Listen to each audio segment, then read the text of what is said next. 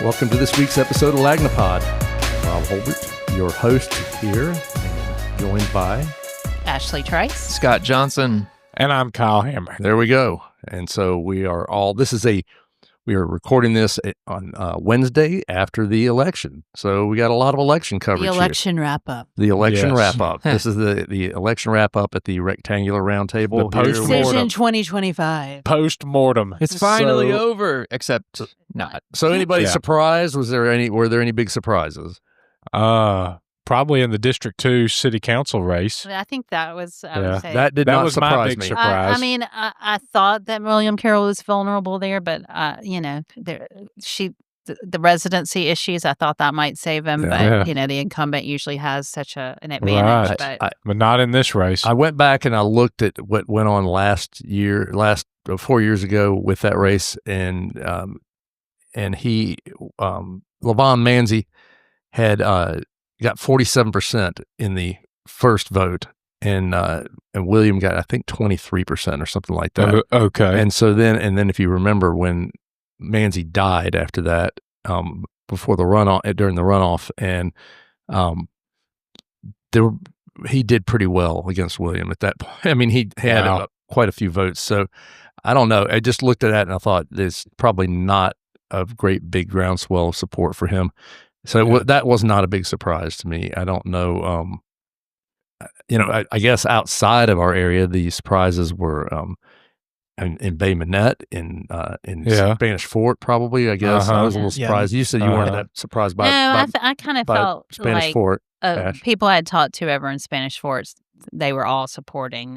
Was it Brad Bass? That's right. Mayor Bass. Yeah. I was just really surprised that the mayor got like 28% of the vote. He's Yes. been there for a while, and I think Pretty he hard. always ran Yeah. pretty much unopposed. Right, so- right. This was the first big challenger that he had. Yeah. Because I remember, like, when I still covered the Eastern Shore, I remember Brad Bass had some momentum behind him. Yeah. They challenged a residential, like a commercial property that was coming in, and he rallied the people to kill it. Yeah. I don't think Kennan's reelection was very surprising at all, No. given that, I mean, yes, tons of stuff there for people to consider and behavioral issues, but his opponent, Jeff Boyd, did nothing with that. No And campaigning at all. I mean, he went, he made the point of saying that he turned his car around on a trip to come back from wherever he was going because he had heard the police chief was going to quit, and came back, and he made a point that the police chief was being run out of office by behavioral issues and all that, but then didn't run on behavioral issues. Didn't say, hey, no elaboration. yeah. I mean, it's just Nothing. like my whole candidacy is based on the fact that the current mayor is creating situations that are untenable for the police chief, but I'm not going to bring that up. So Yeah. that was not a surpriser either. And their turnout was pretty low too. Well, no, I mean, you only got like 9,000 people that I thought it was live there. 16,000. I think it's 9. I think it's 9, and I think so. I mean, when they had like 3,000 people show up to vote, that's not a bad I thought it turnout. was 16, but I don't know where I got that. And I'm sure there's kind of some sentiment there, outside attacks. Oh, sure. We got to protect our Protect city. the bubble. They're Well, I mean, rallying around. and also I think we live in a little bit of a bubble too. Is that I mean, we're Lagniappe here, so we get the feedback from people who are reading Lagniappe, but I don't know how many people. We don't deliver to Orange Beach. I don't know how many people read Lagniappe down there or came to our website, and none of the TV stations covered this. AL.com didn't cover it. 1819 only covered it right at the very end. Gulf Coast Media covered it once or twice. A couple times. I mean, yeah. there really wasn't a lot of coverage. So, I mean, a lot of it was social media yelling and screaming. I don't know that, there's probably a lot of stuff there that went, I mean, a lot of people who probably didn't really have much knowledge about it. Yeah. Back to our own mayoral race, was it a shocker that Connie Hudson finished fourth? I thought Prine would finish fourth. Me too. But I thought I did think it was going to be Barbara and Spiro in the runoff. Yeah, So- I did too, but I thought, But I did think Barbara would have a much bigger lead over Spiro in the totals. And I thought the third place, whoever it was going to be, would be closer than it was. So that was really Yeah, I did. I thought the gap between second and third would not be that great. That part, I think you kind of, I definitely thought. I mean, all this stuff was kind of guesswork. I don't know who. I mean, I didn't feel confident about any of this stuff particularly, except I thought Barbara Drummond was going to make the runoff. Just given the demographics of the city, I thought she would be in the lead. But I did think you'd see third place would be just a little bit behind second place, and fourth place would be a little bit behind third place. The gap between second and third was pretty huge. And then the gap between third and fourth was small. Yeah, it was very small. A few hundred votes. Yeah. So I don't, but I think definitely Paul Pront, Connie came in fourth, so you could argue she was. Those two being in the race, they took votes away from each other. Yeah, and spoilers. So the spoilers. Yeah, and I think the one thing it did kind of show me is something we kind of all thought about. How much of Paul Pront's support is actually in the city, and I think it shows a lot of his support was not in the city. Yeah. I mean, a lot of the noise, a lot of the people involved, a lot of his donations even came the from largest donors didn't even live in the right. city. So, Sarah Land. Yeah. I think it was, a circumstance where, I mean, I think it hurt him a lot. I mean, the fact that he pretty much had to be forced to move in the city and then they played this little game of whether he was here or not and all that kind of stuff. He also just, he did things that didn't make a lot of sense to me, like, turn down an opportunity to come here and have a podcast which is an hour's worth of him talking where people can listen to it, share his platform, or even respond to our questions. So it's just like, why would you want to not do that? Yeah, when he has perceived that grievances, he just is like, I will not speak to you. Yeah, can you imagine someone with that attitude running the city? Look, I'll say right out here, I'm real glad he's not going to be mayor. Yeah. I think he would have been a terrible mayor, and it would have been a disaster to deal with him from the standpoint of, his temperament is just not suited for politics. I don't think so either. He's got his, he had his ass in the air with us about just trying to ask where he lived, and make sure that he lived there. And which is a legitimate question for it's a 100% legitimate question for a guy who lives in Saraland, who didn't move here when he said he would when he was police chief, and then running for mayor. We're just trying to do our job and make sure that people who are there, and Saraland had an open mayor's race. I wonder why I wouldn't just run for that. I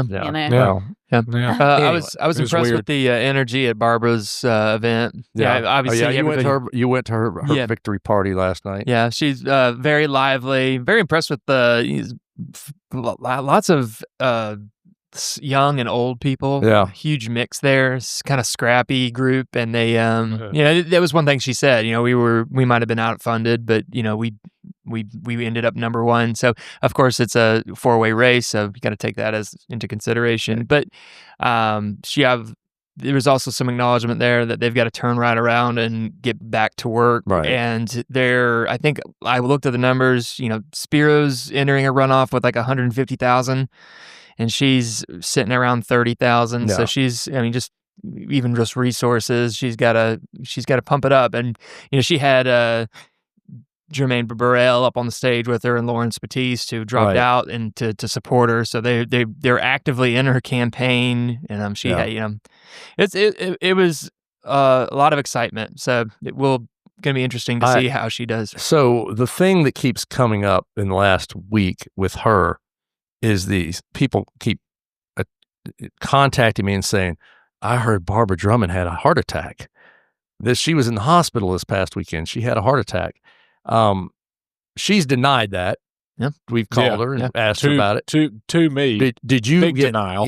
Scott watched her out there? Did she seem in any way impaired?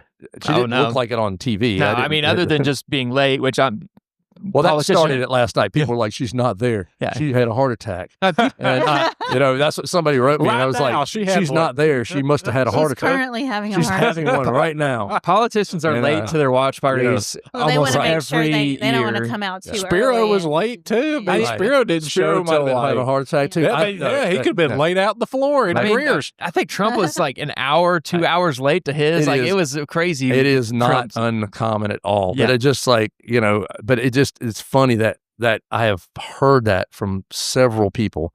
And it's just like, guys, I don't think so. We asked her. I mean, people were like, did you all know? And like, we asked her. She says she's fine. Unless so we got a reporter down there right now. He's saying she seems fine. I don't know. It doesn't. Yeah. Unless she recovered really quickly. Yeah. I don't know. Unless they did some like they keep the paddles like backstage. Yeah. Just zapped her back. Yeah. They were doing some witchcraft back there to bring her to life. Like she came out. Arms raised. She walked right in. Wasn't walked by herself. I don't know why that's important. But she definitely not impaired or anything like that. So how was Spiro's his thing? Spiro had a rowdy crowd too. Yeah. They had they tear the grocery DJ, store apart. They got close. They had a deep DJ who was bumping like Did you some have Were 80s you tunes. dancing, Kyle? I was We had not dancing. because We I had had dancing. to type, You but there were was on one duty. guy No dancing on duty. there was one gentleman in a tan suit who danced with close to every woman there, just grabbing them, pulling them onto the tan floor. suit Johnny, I know Old that guy. tan Yeah, suit Johnny. Yeah. Yeah, that dude was killing it. He's got twinkle toes. He had definitely had some of that, but this was a rowdy crowd too. There was a lot of yelling and whooping and hollering. All right. Spiro stood at the top of the stairs, in that little restaurant that they have, and gave his big speech there. People were packed in. They had a confetti cannon next to my computer, which I didn't get. I was kind of worried about that, but yeah, lots of energy there. Spiro was thrilled, of course, and Sandy was there. I spoke to him. He whispered his comment in my ear. Very nice. It was so loud. Lots of other members of the city staff were there too. So, it's big support from the administration. I wonder if we're going to get a debate between the two. I would imagine that they will. Certainly, I would think there will be a challenge to do that. I would think. Hopefully, they will do it. Yeah. Yeah. I hope, we got 3 weeks. Yeah, I hope we'll see a debate. I would like to see that. It's what do y'all think? What's any early horse race? I know we should probably be. Maybe we need to not do that as much, but it's just because we had to cover it. I don't know. But it should be an interesting one. I think you've got when you look at it. I think there were roughly 15,000 votes that did not go to either one of them. Mm-hmm. So where do those votes go? Yeah, I think prime voters just sit out. I don't think they vote for either. They'll sit out or go to Barbara's. I think the majority of them. I don't think the majority of them will go to Barbara, but I don't know. But that's just fine. But a sit out makes sense for a majority of them since they're mostly conservative and she's not. Well, also just I think most of them were really just fired up about him. Yeah. Kind of they're upset that was today. like, if my guy didn't get it, I don't care. Yeah. That's true. That's true. Well, I talked to Lawrence Batiste, before the election, the results were announced, but he was pretty confident if this had been a three-way race, we would have won outright. Yeah. That's a pretty big claim, but, I don't know what that says about what their internal gauge of it is. I think they expect they can pull a lot from one of those two candidates. Well, that's I never have met anybody from a campaign who didn't tell you that. I've just trying to think of the conversation I had with someone who is running one of the campaigns that did not do very well this week. And he was assuring me that Batiste and Burrell were never going to pull out of the race, and that was going to and then I think it happened the next day. So it's just there's. You got to take all that stuff with a grain of salt. Everybody always says that. I don't know. You're just only going to be 2 people on the ballot next time. No city council runoffs. Is that going to make turnout? Are people going to be more excited to come out to determine that because it's just the 2 of them, or it's like, it's just one race. I'm not going to bother. I don't know. I think you almost always have a lower number on the runoff than you have I can't call it a primary, but on the first election. But that you have a lower number. It's almost always that way. So, I mean, if you figure what did we have? 22% show up last night. Was that it? Or 26% who showed up. And I guess that was down from, was it 28% last time? It was 24% in 2021. So we got up 2%. But when you think about the annexation too, it's kind of not true. Too big more a change. People. But that is registered voters though. So it still is a better turnout in that regard. But you figure if 10% or fewer show up, I mean, that don't come back, you're going to still, I mean, I think we had, what was the total number of votes? Was right around 40, wasn't it? The votes? 41. 41. 41,500 something votes. So if you lose 10% of that, say you're going to lose 4,000, 5,000 voters, you're getting down around 35, 36,000 votes. That's, I mean, where are those, if you say most of that's coming from those two groups, I mean, if so, maybe there's 11,000 or whatever, or 13, 14,000 of those people that are going to divide that up. Yeah. Where do you think they're going? I don't know. I think that's a harder one for Barbara because most of those people, I mean, just again, we vote along racial lines a lot, and it's going to be most of those people voted for white conservative candidates. This guy kind of mirrors the 2017 Sam Jones, Sandy Simpson mayoral race. Just because Barbara was an admin in his administration, and obviously Spiro is Stimson's endorsement. So don't know how closely it's going to follow that. It's still a little bit of a proxy fight, I guess, in a way, because it is, you've got Spiro who has his endorsement, and you do have Barbara who has very close ties to Sam Jones. And so, this is, again, you had Sam Jones run 3 times. You had Fred Richardson who had his endorsement. Now you've got Barbara. And so, it does seem kind of like that it's been hard to get away from the Sam Jones legacy on that side of things. Do you know how what margin Stimson won by on the runoff in 2017? Or it was pretty good. I can't remember. He would. I don't think he got to 60%, but it was high 50s. I think. I did see someone compare Barbara's 33% in the general to the to Fred Richardson last time, I think it was Jones. I think she did 2 points lower than Jones did. So I don't know if that's a gauge for anything. But. Well, I don't know that it is, because you got totally different people and sure, and 4 candidates, different dynamics. And I think Stimson was the incumbent at that point too. So, well, it'll be fascinating to see what happens, and of course, in the next couple of weeks, we'll definitely be covering it quite a bit. So, we're going to take a quick break. Tommy Hicks has snuck in the door, so we'll talk to him a little bit about some sports, and we'll be right back.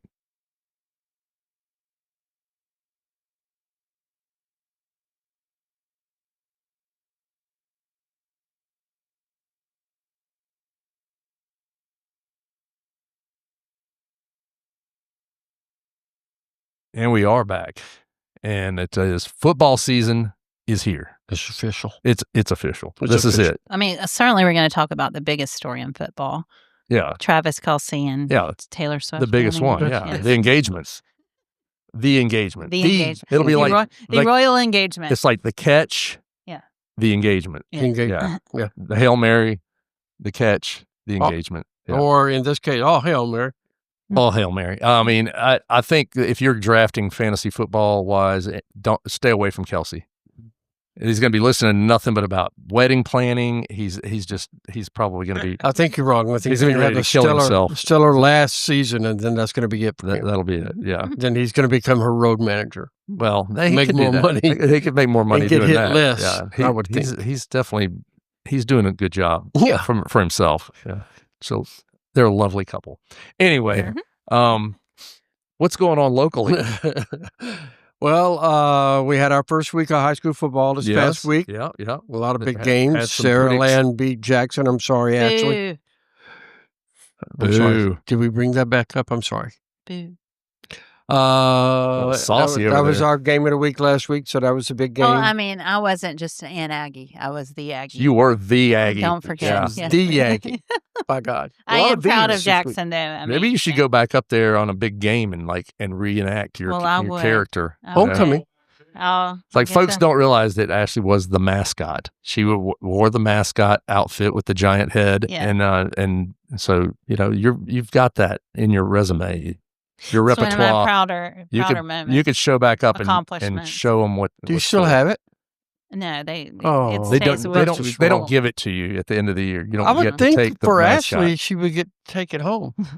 She's made her own at home, I think. Well, we've got other mascots around. Yeah, we do have several. In my office right now, there are 2 mascots. I would like to say to our listeners that over the years, I've noticed her propensity for collecting mascot outfits. It's not new. This is like there's always like, oh, we can get a mascot outfit for that. Yeah, that's There's some excitement. We're going to have to find that mascot outfit. I think we're getting a little far afield here, but anyway. So what else went on in prep? We also had the Battle of Old Shell Road. That was an exciting game into overtime. Yep, it was. Your boy Tank wins it at the end. Tank wins it again. I mean, all you need is Tank. Scored on the first. UMS scored on the first play of overtime. With a pass, with a 10-yard pass, so they give the ball to St. Paul's, and they ran 3 straight plays with Tank. He got in the end zone, and then they said, "Okay, we're just going to try that again." So they went for 2 instead of kicking the extra point. Handed it to Tank. He actually got hit about the 2, but he just carried like 27 people with him into the end zone, and ended up getting the win. So that was a big game. My 12-year-old stepdaughter was informing me that Tank is going to get paid $2 million a year by his college. She said, I don't know where she gets her info. I do not argue that figure. Yeah, I don't know where she gets. You might want to check that source. I'm thinking he's going to get some more than $100. How about that? There you go. So what else do we have besides Tank making more money for himself? We had some really good games. Theodore came from behind and got ahead of Baker 31-28 with like 2 minutes left. And then Baker returned the ensuing kickoff for a touchdown and then had a pick 6 and ended up running away with that game. So that was a good game there. And then and that was our team of the week, correct? Baker is our team of the week. Yes. We will be going out there. Sponsored by the Mobile County Sheriff's Department. Thank you for your sponsor. Mobile County Sheriff's Department. God bless America. Team of the week. We'll be going out there. This is Wednesday. We're going out there this afternoon presenting the banner. Very nice. That'll be cool. That's quite a little tradition now. It is. It's become a cool thing. The teams like that. They get fired up about it. They do. It's nice. I like the little speech. I'm short, like 20 seconds, and we take a picture and you give them a rousing speech, and then they go back and get back in the heat and practice for the next week, right? Oh, very nice. That's right. Yeah. So what else? What do we got coming up this week? Jags. South Alabama football season starts this Saturday. That was pretty good. What was that? Wow. That was my sounded like a feral. Sounded like a feral calico cat. Yeah, it sounded like a feral house cat. Is that a jag on COVID or something? I don't know what that was. It's an ill jaguar. Yeah. They will be playing Morgan State at 6 p.m. at Hancock Whitney Where Morgan State from? Louisiana? They are not. I don't know. West Virginia? I don't know where they're from. We don't know. Parts unknown. They're somewhere. Parts unknown. They're from they're in the like Mid-Eastern Athletic Conference. I'm going to look it up here on my Google. Don't do it. Don't look it up. We don't want to know. You really don't. Find out what their mascot is too, and Maryland, then apparently. give us a sound effect for their mascot. Oh shoot! Now we've lost it. All right, they're an FCS school. Okay, a bear, Ashley. That's a good bear. Okay, that's a quality bear. I'm smoking. All right. Never mind. Go. I was going to do the Smokey the Bear thing, but I couldn't remember. Only you can. Only you can prevent force. We are, just for the listeners out there, we are not drinking currently. No. Currently. I think is the key.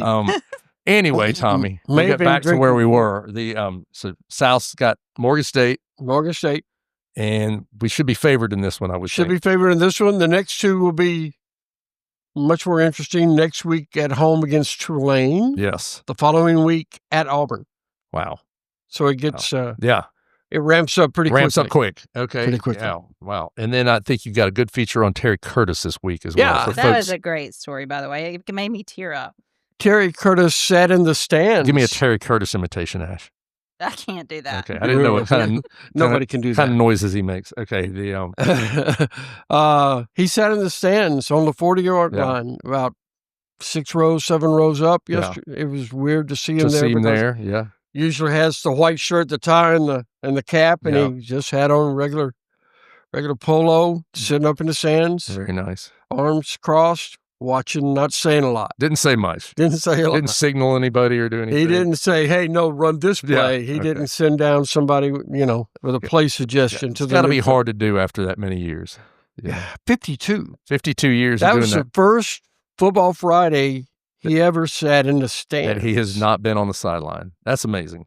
That's pretty amazing. He said, I asked him, I said, well, what was it like? He said, well, the first thing I noticed was that the field was so pretty.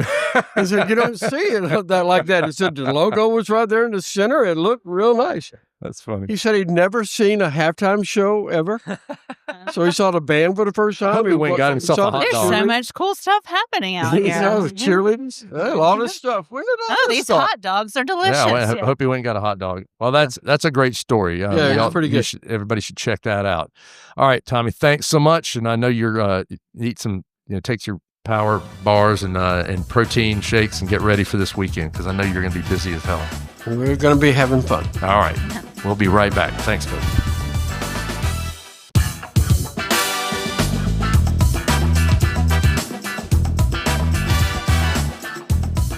And we are back. So we're gonna try to keep this last segment a little shorter. We've had a reoccurrence, Scott, of a problem that we've had for some time here, right? They're back.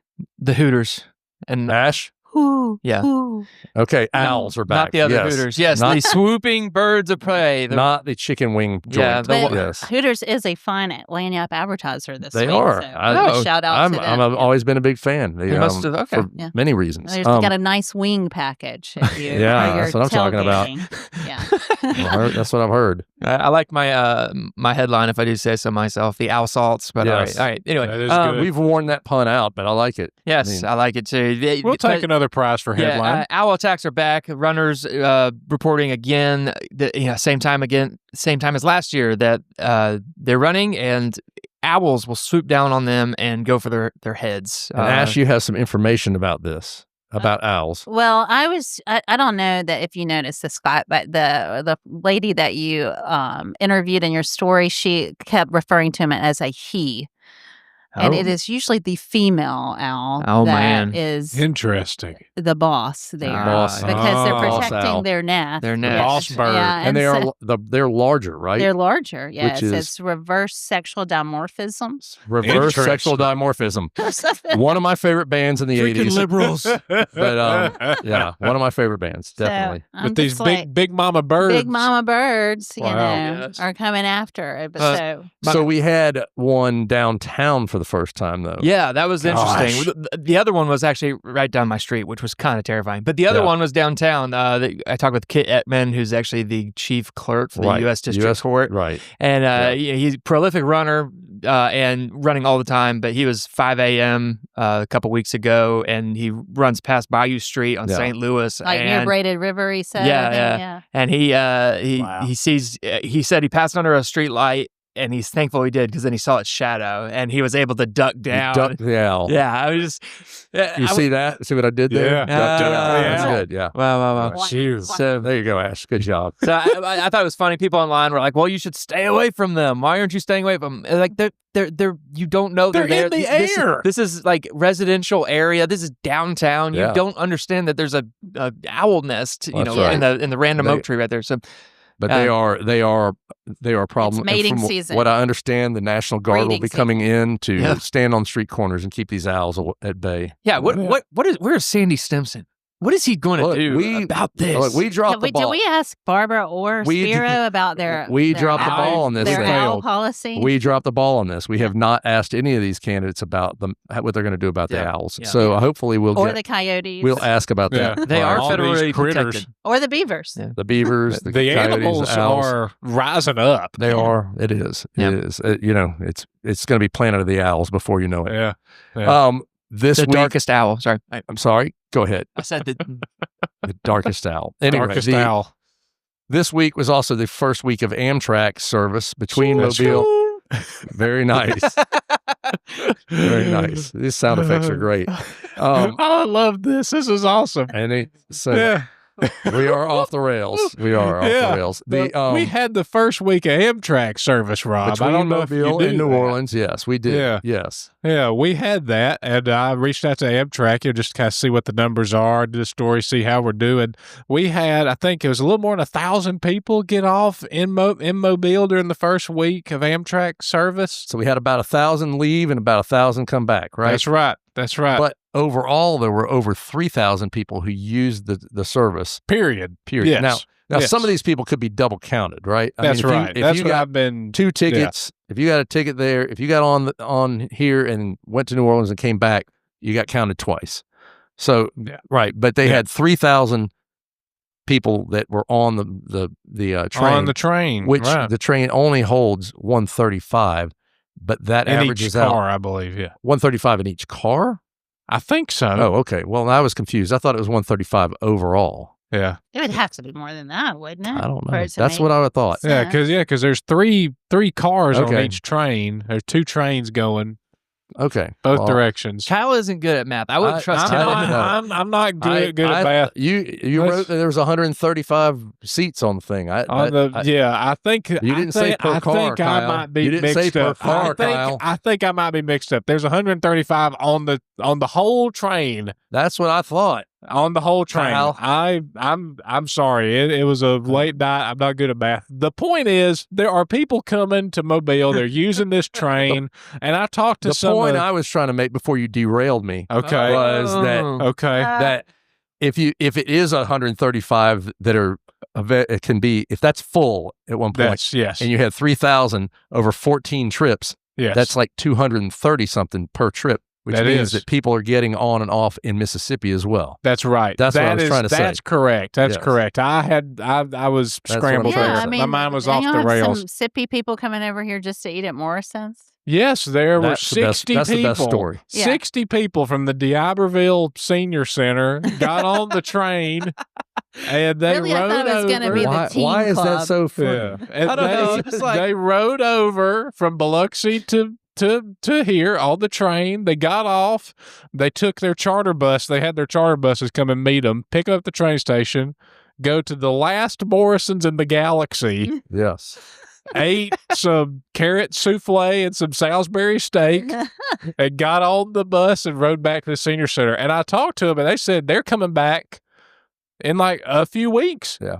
This is going to be a regular feature of their calendar. Is it Morrison's every time, or are they going to try different I places? mean, I wouldn't be Why surprised if they mess went with to success? Morrison's every I mean, time. yeah. Because It ain't broke, It's don't the fix last it. one. I spoke to this woman who said it was delicious. It was a wonderful trip, Yeah. and I wish that we had more time in Mobile. Yeah. So, Well, I mean, folks are having a great Who time. knew Morrison's was a tourist attraction, but It is. But we also It is. talked to some people downtown who have said, yeah, we're seeing a little bit of business out of this. I know my good Yeah. friend David Rasp, he was Yes. telling me that he had 3 tables at once in the Royal Scam on Saturday night that were people who rode over on the train. Right. That's Which that's a big deal. He's Which, excited I mean, about I do that. think, like, you know? you look at our different Sanger pack. New Orleans has got a great Sanger lineup. We have Yeah. a great Sanger Yep. lineup. Yeah. There That's could funny. be lots of good, Good crossover. yeah. We're mostly I mean, at, and of course at the casinos too, all their shows and Yeah. stuff. yeah, we're mostly at day trippers right now, is what David Clark with Visit Mobile told me. But everybody's optimistic that we could get to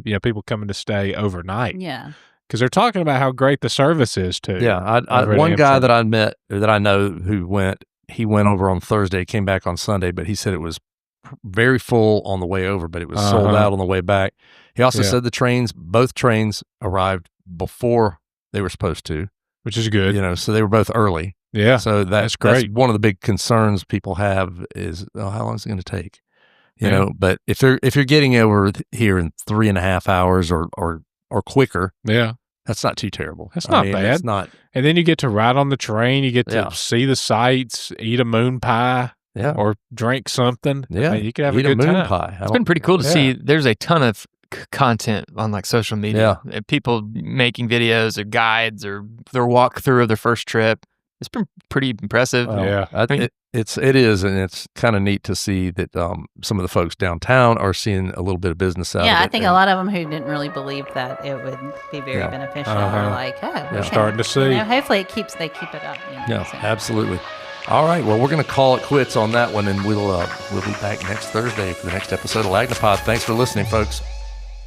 The Lagnapod is a Something Extra publishing production. Executive producers are Rob Holbert and Ashley Trice. Music is by Some Pulse Sounds and Electro Animals. Only subscribers like you have access to this podcast. Tell your friends they can sign up at my.lanyappmobile.com.